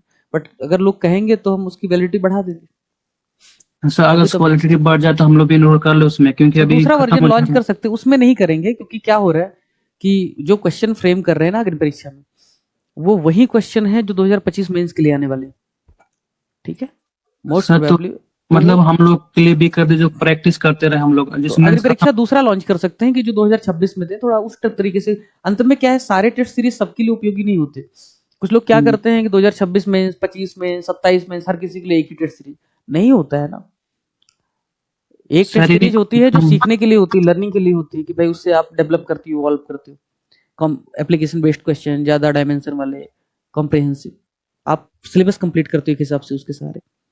एक होता है जो टू द पॉइंट, जैसे एग्जाम में सवाल आते हैं, तो जैसे एग्जाम में सवाल आते हैं टू द पॉइंट, वो अग्नि परीक्षा में मिलता है, डिजाइन उसका ऐसा है। नहीं सर, हम लोग प्रैक्टिस के लिए चाहिए, ताकि हम लोग प्रैक्टिस कर उसके लिए अलग आंसर से लॉन्च करना पड़ेगा, मत ज्वाइन करो 25 वाला, तो नहीं ज्वाइन करो, तुम्हें फायदा नहीं होगा उसका, मतलब फायदा होगा उस तरीके से अगर तुम्हारी प्रिपरेशन पहले से अच्छी है, बट नहीं सर, ये फर्स्ट है इसलिए। नहीं, मत करो फिर, मत करो। उससे अच्छा सम्राट में थीमेटिकली हम आंसर राइटिंग करवाते हैं, एवेल्यूशन नहीं होता, वो कर सकते हैं। अगर परीक्षा फायदा नहीं करेगा। तो सर ऐसा कोई लॉन्च करिए आप फिर। करते हैं, प्रयास करते हैं। सम्राट है जिसमें लर्निंग होती है ना, उसमें लाइव आंसर राइटिंग करते हैं, सीखते हैं लिख करके, इवैल्यूएशन नहीं होता। इवैल्यूएशन चाहिए फिर तो अग्नि परीक्षा है। ठीक है सर, थैंक यू। और कोई मित्र? सर मतलब 8-9 मेंस कैसे मेंस कैसे पढ़े ये लगा भाई था। आवाज नहीं आ रही। मैं कह रहा हूँ अच्छा सर मैं कह रहा हूँ ये 8-9 महीने मेंस कैसे पढ़े हैं, मतलब जो पहले पीछे पढ़ चुके हैं तो वापस वही कंटेंट पढ़ना और नहीं, 8-9 8-9 महीने महीने मेंस कहाँ पढ़ने के लिए बोल रहा हूँ भाई। 8-9 महीने नहीं बोल रहा हूँ, सिर्फ 3 महीने बोल रहा हूँ। 75%, उसके बाद में 50%। और तुम्हारे सवाल का एक जवाब देता हूँ। तुम यूपीएससी वाले हो, इतने 4 साल 3 साल तो हुई, कितने साल हो गया प्रिपरेशन करते हुए? 5 साल हो गए। 5 साल हो गए। अब तुम्हारे लिए मोनोटोनस लगता होगा कि फिर से वही मेंस क्या पढ़े, मेंस ही तो पढ़ रहे। अंत में आपके पास क्या चॉइस है? डिसिप्लिन का दूसरा नाम मोनोटोनी। हाँ वही मोनोटोनस आ रहा है तुमको, मोनोटोनी आ रही। क्या करो, कोई विकल्प है आपके पास? प्रीलिम और मेंस यही बचा। या तो फिर इंटरव्यू थोड़ा एंटरटेनिंग है, या तो फिर इंटरव्यू की डायरेक्ट प्रिपरेशन करना शुरू कर दे। तो वो तो फ्रॉड है अपने आप में। कि अब मैं इंटरव्यू आधा कलेक्टर हो गया हूँ, बस वर्दी नहीं मिली, आईपीएस हो गया हूँ, इस टाइप की वाली बात बस। नहीं सर, मेरा एक और क्वेश्चन था कि सर ये जो बचा हुआ टाइम है, जैसे अभी यूपीएससी का वो नहीं आया नोटिफिकेशन, तो इस टाइम में फाइट दी जा सकती है क्या? जो लोग पहले पढ़ चुके हैं 6-7 महीने किया जा सकता है कुछ?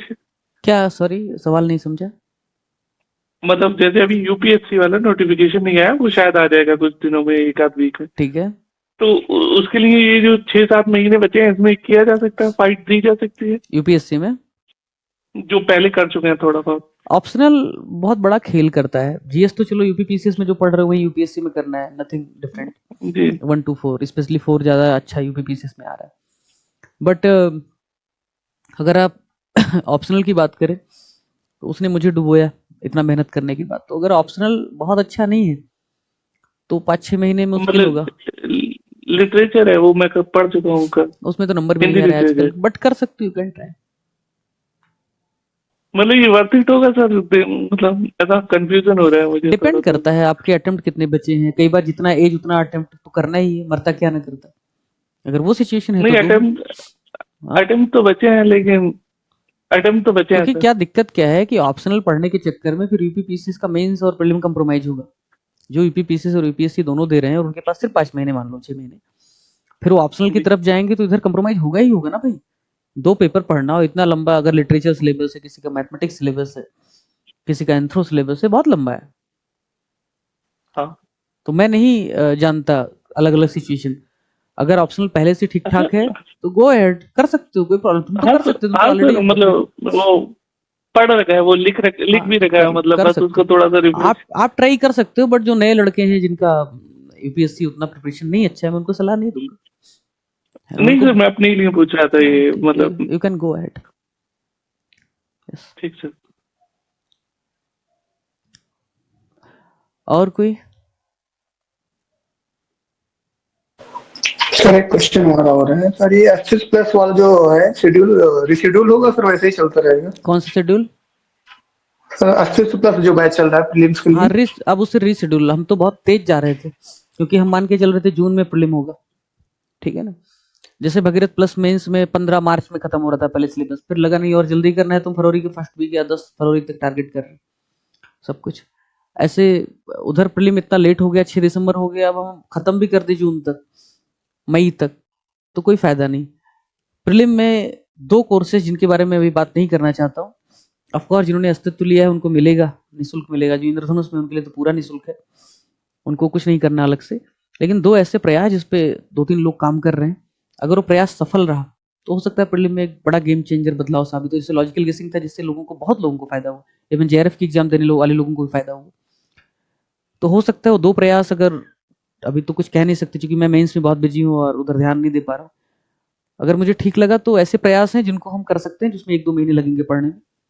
और फिर सर थोड़ा हिंट दे दीजिए ताकि समझ। नहीं देना चाहता, बट अगर तुम पूछना ही चाहते हो तो जैसे हमने प्रीलिम में काम किया था ना कि कुछ 700-750 हमने सवाल में से 90% क्वेश्चन हिट कराए, डायरेक्टली हिट कराए।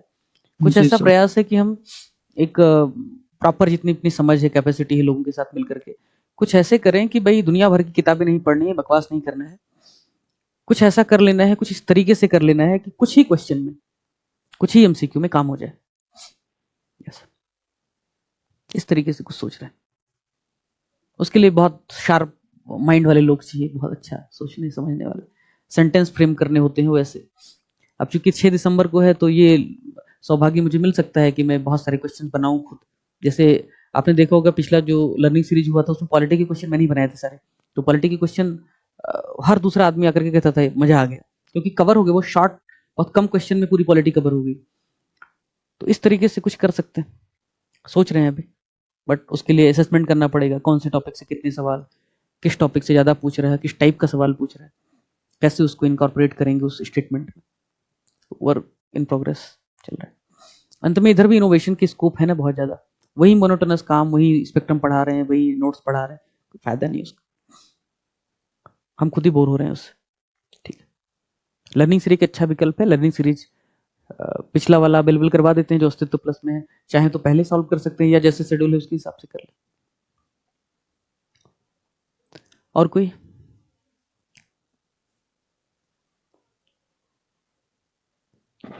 सर करंट अफेयर्स चलता रहेगा ना सर वीकली? हर वीक में, हाँ भाई, हर रविवार को 12 बजे करंट में पीक, आधा घंटा वीक, सिर्फ हफ्ते में आधे घंटे देना है। करंट अफेयर के चक्कर में अपना सुबह शाम खराब नहीं करना है, रोज नामचा नहीं पढ़ना है कि कोई भी अखबार लेके बैठ जाता है और बाजता रहता है। अरे भाई पागल है क्या कि आदमी ने कुत्ते को काट खाया, उस न्यूज से हमें क्या मतलब, और किसी भी न्यूज से हमें क्या मतलब। जब यूपीपीसीएस जिस तरह का सवाल पूछता है, जिस प्रकृति का सवाल पूछता है, हमें उस पर फोकस करना है। हमें इस पे क्यों फोकस करना है कि अरे भाई दुनिया की कितनी भी इंपॉर्टेंट न्यूज क्यों ना हो, वेनेजुएला को गटक जाए डोनाल्ड ट्रम्प, हमें क्या, सवाल नहीं पूछेगा। क्यों सवाल पूछेगा? अगर सवाल खाली इतना पूछता है कौन से वेनेजुएलन राष्ट्रपति हैं जिनको अमेरिका ने ऑपरेशन फलाने के तहत गिरफ्तार किया, खाली इतना है तो हम इतना ही पढ़ेंगे ना। हम रोज लेकर के पोथी वेनेजुएला के बारे में हम 2 घंटे के एनालिसिस क्यों देखेंगे? आप देखते होंगे कि जब मैं एनालिसिस करना चाहता हूं तो मैं एनालिसिस डीप में करता हूं मेंस के हिसाब से, लेकिन वहीं करता हूं जहां जरूरत होती, नहीं तो फिर पीसीएस प्रीलिम के करंट अफेयर को 30-40 मिनट में खत्म कर देता हूं। अपना भी समय खराब करूं, तुम्हारा भी करूं, उससे कोई फायदा नहीं। तो आधे घंटे ही देना है प्रीलिम को हफ्ते में, मतलब करंट अफेयर को, उतने में काम हो जाएगा। तो उसका नोट्स भी बनाना पड़ेगा हम लोग को? क्यों नोट्स बनाना पड़ेगा? हम आपको कंटेंट देते हैं, उसके नीचे एमसीक्यू होता है, आपको नोट्स भी नहीं पढ़ना है, एक बार लेक्चर देखना है, चाहो तो पीडीएफ फ्री है, फ्री कोर्सेज में करंट अफेयर में अवेलेबल है, हिंदी अंग्रेजी सेपरेट भी है उसमें। सर उसको बार बार रिवाइज करना पड़ेगा तो याद रहे। तो अरे भाई तो पीडीएफ है ना तुम्हारे पास, नोट्स क्यों बनाओगे? तुम हाईलाइट कर लो ना उसमें, एमसीक्यू है, एमसीक्यू से प्रैक्टिस कर लो, एमसीक्यू का कंपाइलेशन भी मिल जाएगा, रिकॉर्डिंग भी मिल जाएगी। क्यों गधा मजदूरी करना है? उससे अच्छा तुम कोई कविता पढ़ लो, कोई उपन्यास पढ़ लो, किसी को चैट जीपीटी से सस्ती शायरी लिखवा लो, और क्या कर सकते हो। ठीक है, और है किसी का कोई प्रश्न? बेकार की मजदूरी मत करो। कुछ लोग बहुत नोट्स बनाते हैं, जिंदगी में एक ही काम है, सिर्फ नोट्स बनाना। सर एक बात बताना चाहते हैं सर कि इस प्लेटफॉर्म को कैसे हम ज्वाइन किए थे। सर जो आपका जो टेस्ट है ना, वो मैंने एक्सीडेंटली ज्वाइन किया था उसको, मुझे वो कुछ मिल नहीं रहा था, तो ऐसे ही टेलीग्राम पे सर्च कर रहा था तो मैंने लिया था उसको, तो उससे बहुत ज्यादा फायदा हुआ सर। प्रीलिम या मेंस? प्रीलिम्स सर, फर्स्ट वाला। अच्छा, लर्निंग सीरीज ऐसे फ्री वायरल हो रही है क्या? नहीं सर, उस समय जैसे आपने लॉजिकल, जैसे यूट्यूब पे एक आध दो आपका वीडियो आया था लॉजिकल गेसिंग वाला, तो ऐसे था, आया था, तो हम लोग ऐसे बहुत सारे वीडियो पड़ा हुआ था, तो मैंने देखा नहीं उसको। जब मुझे टेस्ट लेना हुआ तो मैं जैसे गांव में रहता हूँ, तो मुझे वो बड़े बड़े इंस्टीट्यूशन का वो मिल नहीं पा रहा था मुझे टेस्ट पीसीएस का, तो मुझे लेना ही था, तो कहीं मिल नहीं रहा था, तो मैंने आपको देखा, मैंने कहा कि ले लेते हैं। फिर उसको जब लगाया, जब आपने पीवाईक्यू कराया, करंट अफेयर दिया सब कुछ, तो उम्मीद से ज्यादा मिला था हम लोगों को। इस धन्यवाद। बार मेरा 89 सही हुआ था, पर और परसेंटेज सही मेरा क्लियर नहीं हुआ प्री। कोई बात नहीं, कुछ फ्रैक्शन ऑफ सेकंड से हार जाने के बाद भी मिल्खा सिंह अमर हो जाते हैं, तो घबराओ मत, तुम जीतोगे भी, क्योंकि मिल्खा सिंह के पास अवसर नहीं था दोबारा। उतना उम्मीद हम किए ही नहीं था कितना मिलेगा, जितना आपने दे दिया। आपने बुकलेट भी सब फ्री कर दिया, सब कुछ। तो पिछली बार सिर्फ 2 महीने मिला था, क्योंकि पूरा भगीरथ मेंस में पूरा समय चला गया पहली बार। बुकलेट से बहुत ज्यादा फायदा हुआ सर, बहुत ज्यादा। 50-60 पेज का एक बुकलेट है, 60-70 पेज हाँ, तो छोटा उसको है। कई बार रिवाइज भी कर लिए थे आप। इस बार ज्यादा बेहतर प्रयास करेंगे, समय है अपने पास। एक्सपेरिमेंट करने के लिए, किसी भी रिसर्च को करने के लिए समय चाहिए भाई। सबसे पहली शर्त है समय चाहिए, नहीं तो नहीं हो पाता है। और सर तो प्रीलिम हमारी सर जो आपने बुकलेट दिया था पिछले सर, वही सफिशियंट होगा फिर से मतलब क्या? नहीं, इस बार रिवाइज कर रहे हैं ना, उस बुकलेट को रिवाइज कर रहे हैं। हर बार कंटेंट अपने नए तरीके से डिमांड रखता है, क्योंकि दृष्टिकोण बदलते हैं, जरूरतें बदलती हैं। एक ही लेक्चर की रिकॉर्डिंग, एक ही कंटेंट कितने साल तक चलाएंगे, नहीं हो सकता। तो अपडेट हो रहा है। एक तो 2024 में जो 25 में जो प्रीलिम में पूछा, पैटर्न को देखते हुए, कंटेंट को देखते हुए बहुत सारी चीजें अपडेट कर रहे हैं, चल रहा है। नहीं तो इसीलिए हटाया ना उसको, डिसेबल किया, नहीं तो वही हम अपलोड कर देते आपको। नहीं तो हमारे पास तो पीडीएफ पड़ा हुआ, सो मैंने बुकलेट निकलवा लिया था उसको। बेसिक चीजें वही रहेंगी, लेकिन बहुत चीजें उसमें ऐड ऑन भी होंगी। हो सकता है 10 पेज बढ़ जाए हर बुकलेट में, तो 10 पेज मैनेज किया जा सकता है। कुछ चीजें मतलब हटाएंगे, मोटा मोटी वही रहेगा ना सर बस? मोटा मोटा वही रहेगा। ठीक है सर। और कोई मित्र? सर एक क्वेश्चन पूछना चाहता हूँ, जैसे अब प्रीलिम्स एग्जाम दिसंबर में है, तो सर इन सब एग्जाम पे फोकस रखना सही रहेगा? जैसे यूजीसी नेट का एग्जाम जून में होगा और सीएपीएफ का एग्जाम होगा जुलाई में, सीडीएस का एग्जाम है, मतलब या फिर सिर्फ एक ही एग्जाम को लेके लॉयल रहना चाहिए पीसीएस को बस? अब जैसे अगर आपकी योग्यता ऐसी है कि आप प्रोफेसर वाली लाइन में जा सकते हैं या दूसरी बाकी एग्जाम में जा सकते हैं, और आपको लगता है कि उधर आप बहुत आसानी के साथ, बहुत आसानी मतलब बहुत आसानी के साथ क्वालिफाई भी कर सकते हैं, तो आप वैसा कर सकते हो। लेकिन आपको लगता है कि उधर जा करके भी, जैसे मान लो कोई एक एग्जाम है, मैं नाम नहीं ले रहा हूँ, कोई भी ABCD एग्जाम है, जाके नए सिरे से प्रिपरेशन करनी पड़ेगी, दिन के 6-7 घंटे उसी में जाएंगे, तो फिर पीसीएस की प्रिपरेशन कंप्रोमाइज हो जाएगा। तो हो सकता है कि उधर आपको सफलता मिल जाए, बट इधर आपका कंप्रोमाइज हो जाएगा, या हो सकता है आप उधर न माया मिली न राम। तो आपको तय करना है आपकी प्राथमिकता क्या है। अगर आपकी प्राथमिकता यूपीपीसीएस है और बिल्कुल यूपीपीसीएस ही है, तो फिर जो इस तरीके के आकर्षण है उनसे बचना पड़ेगा। अगर आपको लगता है नहीं यार, यूपीपीसीएस में भी क्या ही ऐसा है, उधर भी इतना अच्छा करियर है, तो उधर कर सकते हैं, और उसमें समय लगेगा, लंबा हो सकता है, 2-3 साल 4 साल लग सकता है। ऐसा तो है नहीं कि प्रोफेसर बनने के लिए आपने नेट क्वालिफाई किया तुरंत बन गए, ऐसा होता है क्या? नहीं होता है ना। तो समय तो उधर भी लगेगा, तो आप धैर्य है, समय है, और उस तरफ इंटरेस्ट भी, तो जा सकते हो। किसी भी करियर का ऑप्शन अभी फिलहाल के लिए ऐसा नहीं है जो आपको 1 साल में अचीव हो जाए, मुझे तो नहीं लगता। वनडे एग्जाम वगैरह को छोड़ दिया जाए तो अभी सिविल सर्विसेज है, प्रोफेसर वाली लाइन है, हर जगह समय की डिमांड है। ऊपर से आयोग की अकर्मण्यता है, बकवास गवर्नेंस है, उसका भी खामियाजा है। सोच समझ के विचार करो, इंटरेस्ट है, अच्छा लग रहा है, समय है तुम्हारे पास, और उधर करना चाहते हो तो कर लो। इंटरेस्ट क्या सर, बस एक वही डर बना रहता है डर तो जैसे हर पीसीएस जगह, नहीं होगा। डर तो हर जगह। डर कहाँ नहीं भाई, बताओ। डर तो उतना ही मानवीय है जितना मानव का स्वयं का अस्तित्व। डर तो मानव पैदा हुआ तभी से। बच्चा सबसे पहले रोता है, जिस भी वजह से रोता, पर रोना डर का प्रतीक है किसी न किसी रूप में। धरती पे क्यों आ गया, उस फिलोसॉफिकल दृष्टिकोण से देखें तो वो डर जाता होगा, कहाँ आ गया भाई, इतनी बकवास दुनिया। हाँ, मैं मजे में सो रहा था, कहाँ कूद पड़ा। डर तो शुरू से ही शुरुआत हो जाती है। सर कभी समय लगे तो एक बार दोबारा से वो मीटअप रखिए सर, पिछली बार मिल अभी नहीं मिले पाए थे। थे, दिल्ली आया था मैं। कहाँ रहते हो, दिल्ली या प्रयाग, कहाँ रहते दिल्ली दिल्ली सर, दिल्ली। हो? आप आए थे? नहीं सर, नहीं आ पाया था कुछ कारण से। अच्छा, प्रयाग में अभी हो सकता है मिले, या दिल्ली में मिले, क्योंकि मेंस का रिजल्ट जब आएगा तो अपने विद्यार्थी बहुत है, मुझे लग रहा है सब अक्रॉस द बैचेस मिला के 400 से ज्यादा लोगों ने मेंस दिया है, जो हमारे स्टूडेंट्स थे, एनरोल्ड थे, चाहे वो भगीरथ में थे या इंद्रधनुष में थे या फिर टेस्ट सीरीज में थे। बुकलेट की तो बात ही नहीं कर रहा हूँ, बुकलेट लेने वाला हूँ। तो ऐसे विद्यार्थियों का जब मेंस हो जाएगा तो उनके साथ एक उनका कॉन्फिडेंस बढ़े, उनको लगे कि हाँ वो चैंपियन है, उनका मोरल बढ़ाने के लिए आना पड़ेगा। तब आता हूँ, ओके सर। रखेंगे। और कोई मित्र?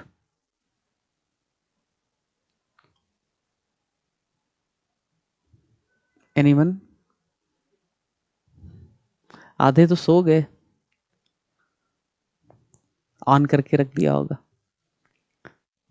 अच्छा, ठीक है फिर 6 दिसंबर कैलेंडर में टांग लो, तारीख तारीख तारीख।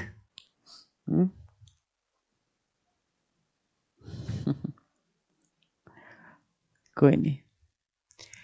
अंत में सकारात्मकता एक ऐसी चीज है जो अगर आपके भीतर है तो कितना भी निराशा हो, कितना भी विपरीत परिस्थिति हो, उम्र की, समय की, परिस्थिति की या एक्सटर्नल आयोग की, हर परिस्थिति में वो बची रहती है, क्योंकि सकारात्मकता भीतर से आती है। सकारात्मकता बाहरी परिस्थितियों से नहीं आ सकती। जो बाहर से आती है वह निराशा, वह तकलीफ। तो अगर आपका व्यक्तित्व ऐसा है कि आप बेशर्म हैं, बेहया की तरह अपने हिस्से का प्राणरस खींच सकते हैं, कोई पूछे न पूछे, कोई श्रृंगार करे न करे, कोई देवी के मंदिर में चढ़ाए न चढ़ाए, आप मस्त रहेंगे, हर परिस्थिति में खड़े रहेंगे, लहलहाते रहेंगे, वो व्यक्तित्व अगर है तो आयोग के कैलेंडर से क्या फर्क पड़ता है, प्रीलिम और मेंस के फेर से क्या फर्क पड़ता है। तुम अच्छा कर लोगे जीवन में, और आज नहीं करोगे कल करोगे, यहाँ नहीं करोगे वहां करोगे। सूरज जब आर्कटिक में नहीं उगता है तो अंटार्कटिक में उगता होगा, जब इंडिया में डूबता होगा तो कहीं और उगता होगा। तो वो सूरज है, यहाँ नहीं तो कहीं और उगेगा। ऐसा जीवन होना चाहिए। बाकी प्रयोगशाला में लगे रहिए, हार जीत से कुछ नहीं होता है, नथिंग इज परमानेंट। चरेवेती टाइप का है माहौल, तो खुश रहो। बाकी मिलते रहेंगे क्लास में, ठीक है? चलो चले भाई, ख्याल रखो। Good night sir. Good night. Okay sir, good night. Good night.